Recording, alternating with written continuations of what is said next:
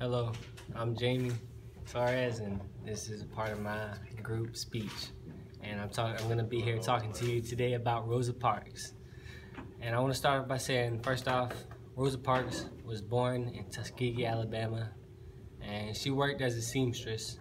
And also, she was basically considered an activist during the Civil Rights Movement. And the incident that happened with Rosa Parks was on December 1st, 1955. And what had happened was, after a long day of work, Rosa Parks was tired, of course, and she got onto the Cleveland Avenue bus, and she took a seat in one of the first several rows, which is designated for the colored people. Well, little did a lot of people know that Montgomery, well, no, actually, everybody knew the Montgomery City Code required that all public transportation be segregated. And eventually, while they were, I guess they were going stop by stop, and eventually the bus was full, and the driver noticed that that several white passengers were standing in the aisle.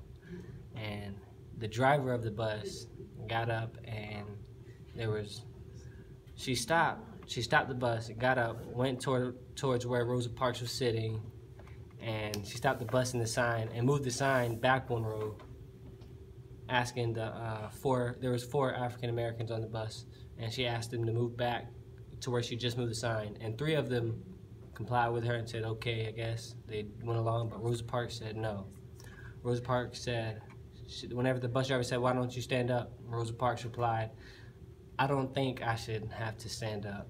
And then the driver told her that he or she's gonna call the police and get her arrested, and that happened, but Rosa Parks still stood up for herself, and she was arrested and charged, and whenever she got charged, she was found guilty of violating a local ordinance, and she was fined $10 as well as a $4 court fee. And after this, it kind of sparked a big movement, as which people called the Montgomery bus boycott, and that was a huge success for like a step forward into better like civil rights for each other. And the Montgomery bus boycott lasted 381 days, and African Americans, they refused to ride any of the buses, and it left like the buses were, of course they're large, but they were large for no point because no one was in them. They were empty.